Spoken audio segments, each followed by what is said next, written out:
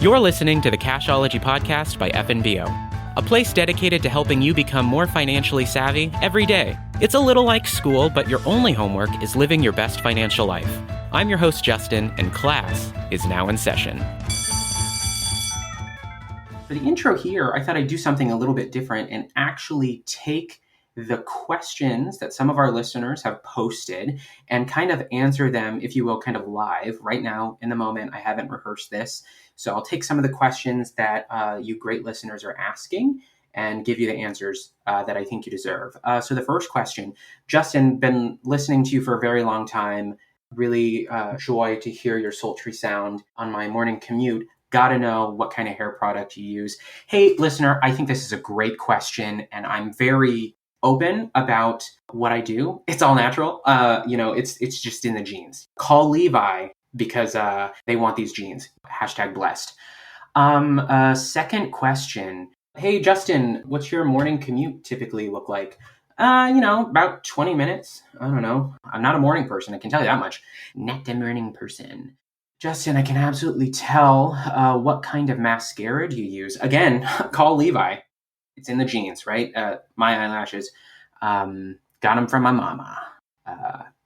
Anyway, financial vision boards. That's what we're talking about today. I think there's a lot of value in visualizing your goals and crafting something that you can come back to on a regular basis and kind of keep yourself accountable for what you're saving money towards, what you're striving to come to fruition. And so in this episode, I'm joined by Carrie Mallory, and Carrie was an absolute pleasure to have on the episode. Carrie has been at the bank since January of 2022, and although that may sound like a short stint, a short period of time, Carrie has a plethora of experience in the retail banking world, going on 25 plus. And so the few seconds just starting the conversation, I could tell Carrie knew what she was talking about. And more importantly, I could tell Carrie was passionate about what she was talking about. So I know you just took time off, right? Did you go to Minneapolis? Is that what you guys did? I did. I went to Minneapolis with a girlfriend and definitely supported their local economy. I love that, yeah. And then I headed back down there next week to watch for the Minnesota and Nebraska game. Yeah. Oh, good for you. Yeah. Oh, that'll be so much fun. Yeah. Yeah. Super excited. Yeah. Did you spend the entire week in Minneapolis? No, just a couple days. Went down on a Sunday and came back on a Wednesday. Yeah. I would love that. Yeah, that's a really good time. Nice. Good job. Yeah, I was just in Minneapolis for a wedding, and I love Minneapolis in some way. It's like, because I had to look it up. We're like, Omaha and Minneapolis are similar in size, and it's just so different. Like, Minneapolis is so dense. Like, that's the only way I can think of. Like, there's just so much in like a city block. And a small, exactly that. Yeah. The small, like you said, city block, but the number of living that they have in that small area. So like all the high rises and so it's a lot of people in a small area. Like, oh my gosh. And then just the headquarters to some companies that I didn't know are there. And it is. It's interesting. All right. So Carrie, you are in our branch locations, right? You're a branch manager. Is that right? Yeah. So I'm currently a branch manager at the location at 144th and Dodge out in West Omaha by the business park. Okay. And then I also manage a new division that they have called Concierge Banking. Ooh, what's that about? We are a partnership to all of the private wealth reserve clients and all of their like private bankers, relationship managers are mostly kind of in the Colorado, Illinois, Omaha area at the business park. And I manage the employees that kind of support all of their clients for ultra high net worth people. Oh, very cool. Yeah. So how long have you been at the bank? So I've been with First National Bank since January of 2022. But before that, I was with another financial institution for my entire career for 27 years. So. Oh, very nice. So then it sounds like, right, just based on your experience, you've probably had a lot of just helping people navigate their finances in some way, right? A lot of relationship building. Absolutely. Yep. Love it. Yeah. And so I think that segues brilliantly into our topic for this episode, creating a financial vision board and what's all it. helping folks kind of like navigate that through a goal of kind of seeing what you're kind of aiming for, what you're saving for. Yeah. And so I guess to kind of just like start this off, vision boards aren't just for like visual dreamers, are they? No, goodness, not at all. A vision board can be a tool that a lot of people actually use to visualize their success. There's a lot of concrete reasons as to why people find that they work. There was actually a recent study that showed that 1 in 5 small business owners actually use these vision boards. They use them by trying to inspire not only themselves, but their employees, their coworkers, everybody around them to actually achieve and hit their goals. There's kind of this belief by what you see, what's in front of you. People write things down. That's how to-do lists became to be. You see it, you do it. And that's kind of how these vision boards were created. And so it gives you the opportunity to visualize the potential future, the potential success around what you're putting down as these goals for yourself.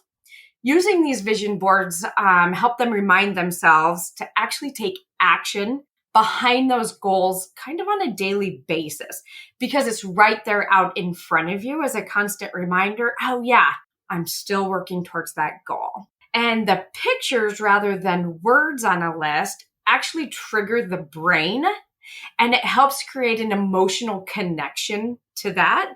So then obviously people are a lot more motivated behind emotions and something they're passionate about. So these pictures are giving them an option to see it, and then it creates a belief that it's going to happen. With a vision board, seeing is becoming. Oh man, I really love that. And I can kind of relate to this visual aspect of when I'm very much into coffee. So coffee is just my life. Yes, amen. And when I see a new coffee gadget, a new whatever it might be, new coffee beans, it's like, oh, this is what it's all about. Like, this is what I've been saving for. Mm-hmm. And so kind of like what you're talking about is like even like a higher level view, like that 50,000 foot view of, I think I tend to be a lot more narrow in my thinking. And so being able to step back and like, here's actually everything we're planning for. I really like that. I think that visual nature can resonate with a lot of people seeing the bigger picture. And so like with that, how do we put together a financial vision board? Where would we start? It sounds, big and fancy, but actually when you break it down, it's super easy. And in retail banking, this is something we like to talk to a lot of clients about, because with relationship building, when we get to start with a young couple that comes in, they're moving their, relationship to First National Bank, we get to open up conversation to them. What are you looking for in a bank? Here's what, we can help you with. Here's how we can offer you that with these services, these products. And then we get to dive into, tell me about your goals. Where do you guys want to go in life? What are you saving money for? What do you want to do when you retire? Just all those kind of things. And with that, once we go down that road with them, we can say, that's awesome. You guys just got married. I understand you want to save for a house. Have you ever thought of creating a vision board? Go out there, find your dream house, whether you like to do it digitally, whether you like to do it on Canva, however you want to do it, but make it a physical vision board, something you can see. And then we'll recommend to them use large pieces of cardboard to hold all of the images on. And again, start with something large, because we're going to start big and we're going to break this down small. Either way, start with a big selection of those images. Kind of suggest maybe 30, 40. You can find these in magazines. You can find them online. You can print them out. It can literally be anything. Anything that's going to trigger something in your brain to really motivate you to want to work towards those goals on a daily basis. That way your daily behaviors are helping you reach those goals. As long as they resonate with you in some way, it literally doesn't matter what you put on there. It can be nature, it can be lifestyle, people, food, sports. And again, you're not going to use them all, but you have to start somewhere. Yes, it's very much a roadmap. The images help you visualize where you want to be financially. 100%. And finances can get lost in the shuffle, and especially these days, as if you're paying high credit card balances and the interest is eating up all of that payment, or, if you're lucky enough that you've got a lot of money sitting in a savings account, even a small amount, that interest you're earning can be something towards your goal. So even when you create this financial visual board, you're going to change it constantly around how your finances change as well. So you can adjust to it, adjust to what's going on in your life.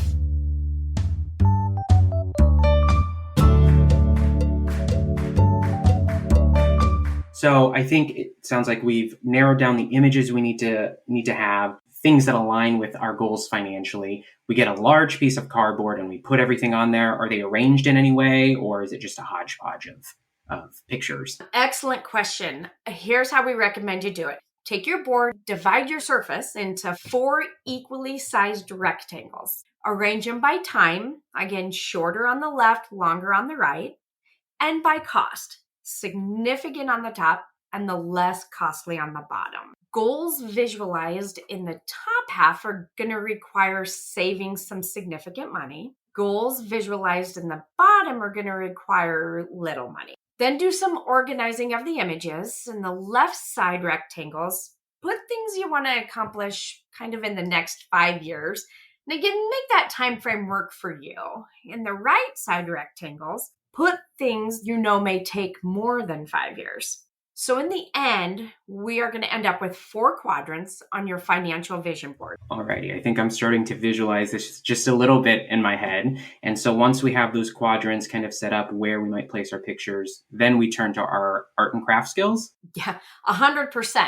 This is where I kind of turn to other people to kind of help me out. It's okay to utilize your resources, however you need to do that. I love putting things together based on other people's ideas sometimes. So with that, attach the images to the board no matter how you might get them.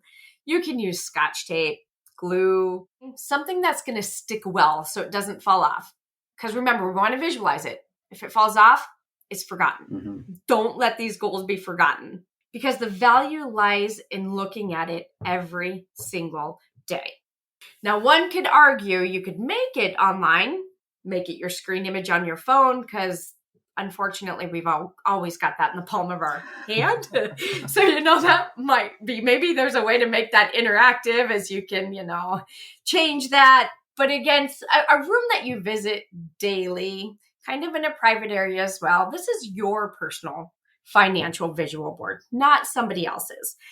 So every time you're using your computer, or whatever room you walk into, it's there. It's a constant reminder.